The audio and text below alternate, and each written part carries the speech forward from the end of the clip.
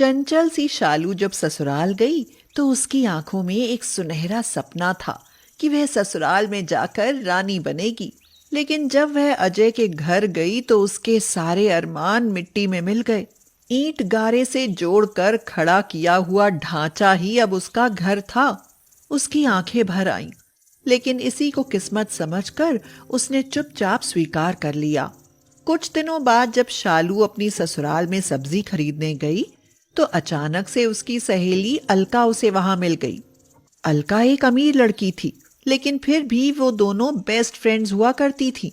अरे अलका, लेकिन तू यहाँ कैसे? अरे वो जो सामने कोठी है ना, वो मेरी ही है।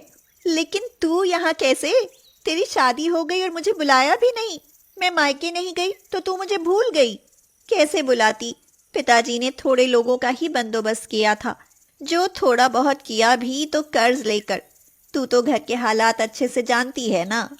चल ये सब छोड़, तू ये बता ससुराल कैसा है?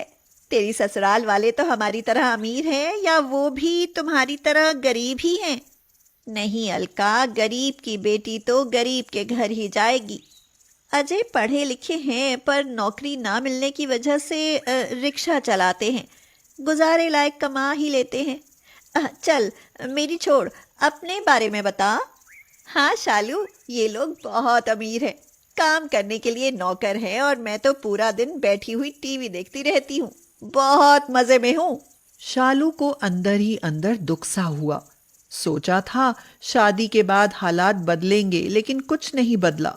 वही गरीबी, वही पैसों की किल्लत। अलका ने पूछा, अरे क्या सोच में पड़ गई शालू? वैसे तेरा घर कहाँ पर है? रामनगर में जो शनि मंदिर है ना, बिल्कुल उसके पीछे वाली गली में। मैं तुझसे मिलने आऊंगी और फिर ढेर सारी बातें करेंगे। ये कहकर दोनों सहेलियां अपने अपने रास्ते निकल गईं। इसी तरह 2 महीने गुजर गए। एक दिन शालू अपने पति से बोली, सुनते हो, अपने घर में प्लास्टर करवा लो। जानते हो, दीवार की दरारों में मच्छर घुस जाते हैं और रात भर काटते हैं। घर को देखते हुए किसी को अपने घर बुलाने में भी शर्म आती है। शालू, कुछ दिन और गुजारा कर लो। देखती तो हो, रिक्शा चलाने के साथ साथ पढ़ाई भी करता हूँ। भगवान ने चाहा तो जल्दी ही नौकरी मिल जाएगी और फिर सब सही हो जाएगा। कुछ दिन बाद अलका शालू की ससुराल पहुंच गई। उसके हाथ में बहुत सारे थैले लटके हुए थे। आंखों पर चश्मे, शॉर्ट ड्रेस, हाई हील के सैंडल। आसपास के सभी लोग उसे आंखें फाड़ फाड़ कर देखने लगे। शालू खुद उसे नहीं पहचान पाई। अलका ने कहा, अब ऐसे आंख मुंह फाड़ कर क्या देख रही है? मैं कोई भूत नहीं, अलका हूँ। अलका तू? बाप रे, तेरा तो स्टाइल ही बदल गया। अमीरों का तो यही लाइफस्टाइल है डार्लिंग। और अब क्या मुझे ऐसे ही देखती रहेगी? ये सामान पकड़ और अंदर आने दे। शालू अलका को अपने घर में आते देख बहुत शर्मिंदा हुई। वह उसे कुर्सी पर बिठाकर जल्दी से पानी लेने के लिए दौड़ी। पानी लेकर आई तो उसकी सांस फूली हुई थी। अलका ने पूछा, कहाँ चली गई थी पानी लेने? तेरी तो सांस फूली हुई है। वो गली के बाहर सरकारी नल है ना, वहीं से लाई हूँ। घर में रखा पानी गर्म हो गया था। हाँ, सरकारी नल से? नहीं शालू, मैं नहीं पी पाऊंगी। कहीं पेट में कोई इन्फेक्शन हो गया तो? और ये तेरे घर में बदबू क्यों आ रही है? अलका, मैंने सुबह ही घर में लिपाई की थी, तो थोड़ी गोबर और मिट्टी की महक तो आएगी ही ना। ओह, मेरे घर में तो ग्रेनाइट पत्थर लगा हुआ है। अच्छा, वो सब सामान तुम्हारे लिए था। अब मैं चलती हूँ।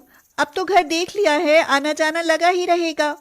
ऐसे कैसे? बिना चाय नाश्ते के बिल्कुल ना जाने दूंगी। अरे नहीं नहीं, मैं चाय नहीं पीती। मुझे तो मेरी सासू माँ पीने के लिए केसर पिस्ते वाला दूध ही देती है। ये मैंने अपना एड्रेस लिखा है, तुम्हें संडे में मेरे घर जरूर आना है। हाँ। ये कहकर अलका चली गई। शालू ने वो थैले देखे तो उनमें बहुत सारा खाने का सामान था। वह परेशान थी कि जब वह अलका के घर जाएगी तो क्या लेकर जाएगी। शाम को ये बात जब उसने अजय से कही तो वह बोला, शालू, गरीबों और अमीरों के लाइफस्टाइल में बहुत फर्क होता है। अरे वो अमीर लोग हैं, कुछ भी खरीद सकते हैं। उनके जितनी हैसियत नहीं है हमारी। कई दिन बीत गए। शनिवार आ गया। शालू को चिंता सताने लगी। उसके दिमाग में आया कि अलका को उसके बनाए आटे के लड्डू बहुत पसंद आते थे, क्यों ना वो ही बना ले। शालू ने उसके लिए आटे के लड्डू बनाए और अगले दिन उसके घर पहुंच गई। शालू ने देखा कि वह लेटी हुई थी और नौकरानी उसके सिर की मालिश कर रही थी। उसका कमरा देखकर वह देखती ही रह गई। क्या ठाठ बाट थे उसके। शालू ने कहा, अलका देख, मैं आ गई। अलका उठी और उसे देखकर मुंह बना लिया और बोली, शालू ये क्या, मानती हूँ तुम गरीब हो, लेकिन बड़े लोगों के घर क्या पहनकर जाना है ये तो मालूम होना चाहिए। क्या तुम्हारे पास एक जोड़ी भी नए कपड़े नहीं थे? अब मैं तुम्हें सबसे कैसे मिलवाऊं कि तुम मेरी बेस्ट फ्रेंड हो। हे भगवान, तुम्हें कोई यहाँ इस तरह देख ना ले। अरे ये कैसी बातें कर रही हो अलका?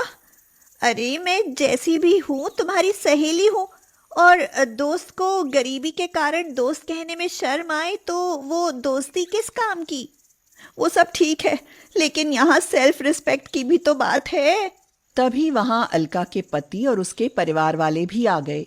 अलका, ये तुम्हारी वही गरीब फ्रेंड तो नहीं जिसके लिए तुम इतना सारा सामान लेकर गई थी? बहू, क्या जरूरत है गरीब लोगों को मुंह लगाने की। अपना और इसका लाइफस्टाइल जरा देखो तो सही। शालू तुम अब जाओ यहाँ से, तुमने मेरी बेइज्जती करा दी। शालू रोने लगी और कहने लगी, अलका, मैं तुम्हारे लिए तुम्हारे मनपसंद अपने हाथ के बनाए हुए आटे के लड्डू लाई थी। जब कुछ और बात थी शालू, अब तो ये लड्डू देखकर मुझे अजीब सा हो रहा है। ये पकड़ो अपने लड्डू और फिलहाल यहाँ से चली जाओ। कभी दोबारा आओ तो ये गरीबी वाला लाइफस्टाइल चेंज करके आना। हाँ। शालू वहां से रोते रोते वापस आ गई। दोस्ती का रिश्ता टूट गया। 5 साल बाद डॉक्टर ने कहा, मुबारक हो शालू, तुमने जुड़वा बेटों को जन्म दिया है। शालू की आंखों से खुशी के मारे आंसू बह निकले, लेकिन दूसरी तरफ किसी के रोने की आवाज आई। शालू ने पर्दा हटाकर देखा तो अलका बेहोश पड़ी थी। प्रताप और उसकी माँ आपस में रोते हुए बातें कर रहे थे। माँ, जब अलका होश में आएगी तो उससे क्या कहूंगा कि तुम्हारा बेटा मरा हुआ पैदा हुआ था और अब तुम कभी माँ नहीं बन पाओगी। नहीं नहीं, ऐसा गजब मत करना। डॉक्टर ने कहा है कि अगर उसे किसी तरह की टेंशन दी तो वह कोमा में चली जाएगी। माँ, मैं अलका को इस तरह नहीं देख पाऊंगा। उनकी बातें सुनकर शालू लड़खड़ाती हुई अपना एक बेटा उनके पास लेकर पहुंची और बोली, प्रताप, मैंने सब सुना। मैं यहीं उधर वाले बेड पर थी। मैंने जुड़वा बेटों को जन्म दिया है, इसलिए मेरा एक बेटा तुम रख लो और अलका को इसे उसका ही बेटा बताना। मैं गरीब बेशक हूँ, मगर दुख तो सबका बराबर होता है ना। मेरे बेटे की परवरिश करते समय उसे गरीब और अमीर दोनों के मायने समझाना, ताकि वह गरीबों का दुख भी समझ सके। उसकी आवाज सुनकर अलका ने आंखें खोल ली। वह सब कुछ सुन चुकी थी। शालू को इतना बड़ा त्याग करते हुए देख वह धीरे से उठी और हाथ जोड़ते हुए बोली, मुझे माफ कर दे शालू, तू तो महान है। अपनी अमीरी के चक्कर में मैंने तुझे कितना भला बुरा कहा। शायद भगवान ने मेरा बच्चा छीन कर मुझे उसकी सजा दे दी, और इसीलिए शायद अब मैं कभी माँ नहीं बन पाऊंगी। तेरे बेटे को पालने का मौका मिलेगा तो मेरे सारे पाप धुल जाएंगे। रो मत अलका, आज से ये तेरा ही बेटा है। समय ने आज अमीरी गरीबी के सब भेद मिटा दिए।